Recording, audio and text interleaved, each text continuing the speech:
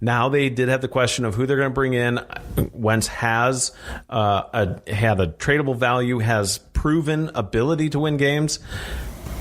How do you not take a chance on something like that? I think it is a really good fit, and I'm interested to see it. I haven't really heard anything else for Philly, though. Who's going to be throwing the ball there? Oh, man, why you got to put me on the spot like that? All right, shoot.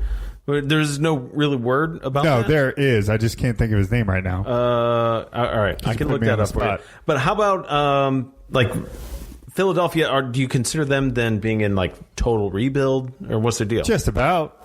I mean, they have no receivers. They have a good running back in Miles Sanders, but their offensive line is garbage. They're, oh my God, I'm picturing his face, and you had to put me on the spot. Now I can't think of it. Their defense. Are you thinking of Jalen Hurts? Yes, it's Jalen Hurts. Hurts is likely to start. He will be starting. He will be. 100%. 100%. Okay. 100%. Okay. I mean, he played when they benched Carson Wentz in the middle of the season. True. That's who they put in, and I think he played well. That doesn't mean... I think we've seen that movie before, though. It does not guarantee that you're a spot on the team. But no, he's guaranteed on the team, 100%. Okay, they moved up into the first round or early second round. Fair enough. I guess 100% starting, though. 100% he's starting. Okay. At least week 1. Yeah. Week 2? At least week 1. As long as he's healthy? Yeah, but he showed enough in the games that he did play to be considered a starter. Okay. I'm not worried about him, but it is full rebuild, I think, for the Eagles. But here's the thing: is we all know how freaking terrible the NFC East is. So even a full rebuild, maybe they could still make the playoffs. Who knows? Yeah, that's fair. Now, again, if Dak comes back in Dallas, that Dallas team is rewind a second though, because if Dallas comes back healthy, which if they come back healthy, clearly without Dak, Dallas is garbage. Their defense is absolute trash too. So they're going to be in those shootouts like they were early season, which will be fun. Okay, so there's Dallas. Washington had some pretty good final games. Washington has a great run game, and they looked pretty good. They could stellar defense. Yeah, with a third string quarterback, almost came out with a. Taylor Heineke. Yeah, he signed like a $6 million deal? Yeah, he was a St. Louis Battlehawk. I'm waiting for it. There it is. Okay. I was like, I knew it was you were thinking it. Heineke is staying in Washington, though. Right? Yeah. $6 million isn't necessarily a starting quarterback role. I think he's going to be a backup for them, but I think they are probably going to go back with Alex Smith. Yeah. And, why kind of see, right. now that he's healthy and see what they can do with him, and try and finish out the season with him. And so where I'm going with that, they looked like a real football team. Yeah. I think you have to start looking at Washington. You have to look at Dallas to potentially win that division. It's not going to be a great division again next year overall. Not that the Giants are bad, but they're just kind of middle of the road, man. That's just what they are. Now, if Saquon Barkley can get back and be as electric as he was, his rookie season, then sure, the Giants are going to be competitive, and they're going to be a tough team at least to have some outs there. So, I think the Eagles are in a good spot for a rebuild. I think those 2 picks are going to help them. Those are high-end picks. If they can make quality draft picks, give it 2 years, 3 years, this maybe pays off for them.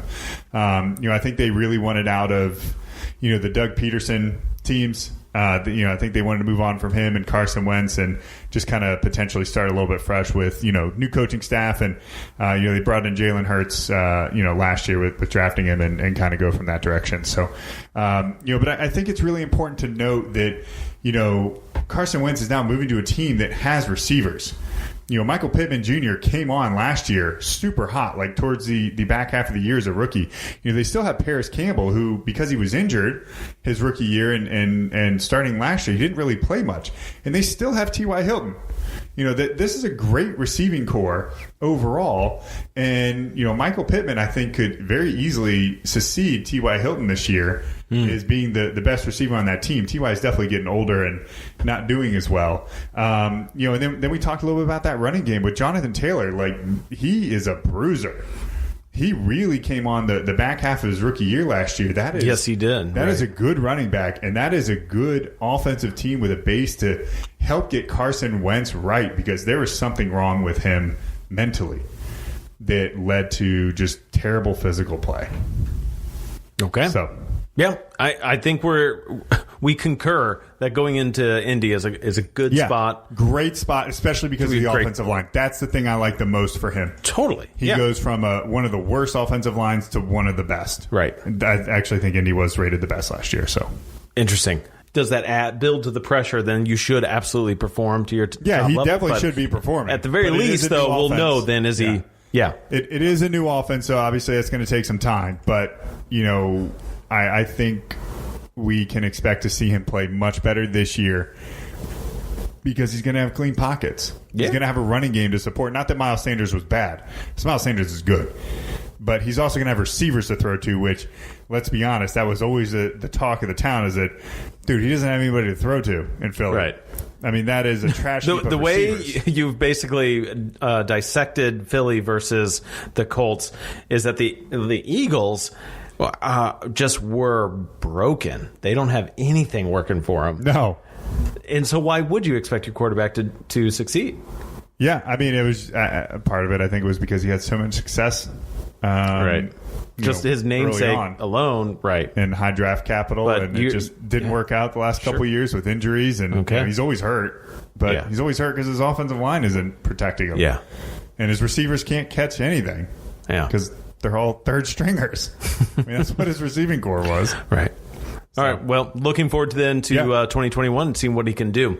Let's talk about who you got, Eric. I love who you got. Yes. All right. It's that time of the show. I wanted to throw this in because Tokyo was once again for the Olympics. Well, are they going to host it, or is it going to be postponed, or is anyone even going to get to go? So anyway, just on the seam of the Olympics, if you could pick an Olympic city, like if you're on the committee and what city should have be a good host city, what would you go with? And I guess keep in mind, where would you also like to travel to? Where would you like to see some Olympics happen? It's a great question.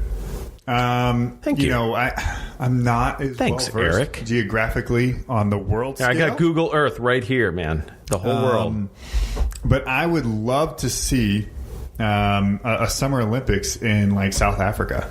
I think that'd be awesome. Okay. They just did in Brazil. They had it there. They did the World Cup a couple years ago in South Africa. I thought that was really cool to have it down there. And another place that I would love to see, Summer Olympics would also still be Tokyo. I want to see that one. That was one that was always kind of on my list, and we're getting it at some point. Question mark? Who knows? It'll happen. Yeah. I said that last year, but they're trains leaving the station and with or without people. And I think as of right now, if I'm not mistaken, there's very select guests that are getting to go. So obviously they're cutting back the numbers, but mainly to national citizens are going to be able to actually attend the games. Yeah. Just to mitigate any outside threat of, transmitting coronavirus. And then, a winter place I would love to see it would be a place like Seattle. You can do winter sports there. Oh, yeah, sure. Mount Rainier? Yeah, it's right there. It's just outside of, just outside, a couple hours outside of Seattle. It's no different than, of course, when you do it in Salt Lake. You'd have to be going up there if they did of course, it in, no doubt. Quote, Denver. They'd still be going up to the mountains. Sochi. Look at, and then South Korea. They did. The ski and snowboard stuff is always going to be a couple hours away, which is fine. And I think that would be really, really neat. And then another place, of course, cool. Like Copenhagen. A place like that in Europe, I think would be pretty sweet. Okay. So, what about you? That's a trek for the mountains there, but I like it. You picked all kinds of places. You hopped around the world. All over the place. Washington, I got to say, that would be a cool pick. I would want to see some of the Olympics going down in, let's just go with summer first, down in Singapore. Singapore would be awesome if they could fit it. I don't know, because it's on an island of itself, broken off the main island. Yeah, Singapore may not have the geographical space to fit everything. Yeah. However, that's a cool place. Yeah. A lot of money going on. Could see, some very high level, neat, fun place like games going on. That'd be cool. South America should host a Winter Olympics. I don't know, honestly, off the top of my head, if they ever have. So a place like Chile, Southern Chile, or Argentina. Chile, Argentina, yeah. That would be cool, too. I'd like to see that. Yeah. I think that'd be super neat. Yeah. There you go. Those are my picks, Olympic. So I guess when we're talking about cities, though, down in South America, what would that be then? You got Santiago I don't know. as capital. Probably Argentina. Santiago. I don't know where Patagonia is or any of that, but I don't think that's like it is. It's big mountain territory, but I think it's more backcountry stuff. Yeah, you might have to go to like Cordoba or something like that. Yeah. Anyway, all right. So just trying to play within the guidelines of my own question here, picking a city rather than just a whole country. Yeah. But yeah, all right. How about some lightning standings? You got this. So lightning standings. So I got it here. You picked this one. I will easily share this with you. Thank you, please. Because I was looking for this. Run it down real quick. MLB shared this out. This is from MLB, specifically, and the writers at MLB.com. Let me phrase it that way. So they posted what they believe to be the league's 2021 postseason chances. Now, nobody has 100% chance to make the postseason, which makes sense. Things can happen, injuries, whatever, this and that. But there is one glorious, glorious team that has a 0.0% chance. You're just getting ahead of it because you knew. Yeah, all right. Yeah, you were already aware. I was so aware when I first how saw much this trouble article, you were in. Yeah, that it was one team has 0 chance to make the playoffs. I know who that is, with little to no guessing whatsoever. It took me all of one guess. So I'm going to do the AL. Okay, I'm going to have you do the NL. So I'll pass you over. Just pass over the sheets. Okay. I will start at the. I'll just go by division, and I'm going to go ahead and start with the AL East, and we're going to get the worst out of the way first. The 0.0% chance to make the playoffs, the Baltimore Orioles. Wow. Congratulations. You guys are going to be awful. Tampa Bay comes in second in that division at 18.6% chance to make it. 47% comes into Boston, who I said was complete trash. 53.6% for the Blue Jays and 91.6% for the AL leading New York Yankees. Over in the Central, 2% for the Tigers, 10.1% for the Kansas City Royals, 17.4% for the Indians, 60.5% for the upstart, super hot Chicago White Sox, 65.5% for the Twins. And then over in the West, you have 0.8% chance for the Rangers, 1.7% for the Mariners, and then it jumps up quite a bit there in that division because it is a little bit more top-heavy. Oakland Athletics, 21.8%. Anaheim, or the Los Angeles Angels of Anaheim, 37.8%. And then leading that division, projected to win it, 71.4% to the Houston Astros. All right, getting into the NL. I'll start the same way. In the East, the Fish, Miami, 0.7%. The Phillies are 13.4%, 24.6% chance for the Washington Nationals, and the Atlanta Braves 67.8%, and the Mets at the top of that one, 81.2%. Down in the NL Central, you got 0.4% chance for the Pirates. Not looking good for them. 18.7% for Cincinnati Reds, 21.8% for the Cubbies, 35.4% for the Milwaukee Brewers, and 36.2% for St. Louis Cardinals. 0.1%. This is I think the next to your Orioles, Eric. Yes, yours. At a 0.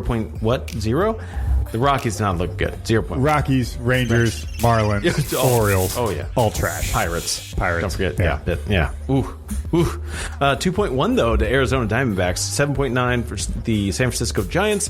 San Diego Padres looking to really compete in the league this year. 92.9. They did have a bit of wildcard success last year, and 96.7% to the...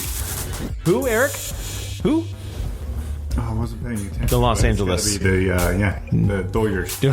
Yeah, there we go for some lightning standings. The Dodgers are back in it. It's almost like an automatic bid then. I mean, Why even bother at this point? Just like, we'll see you in September.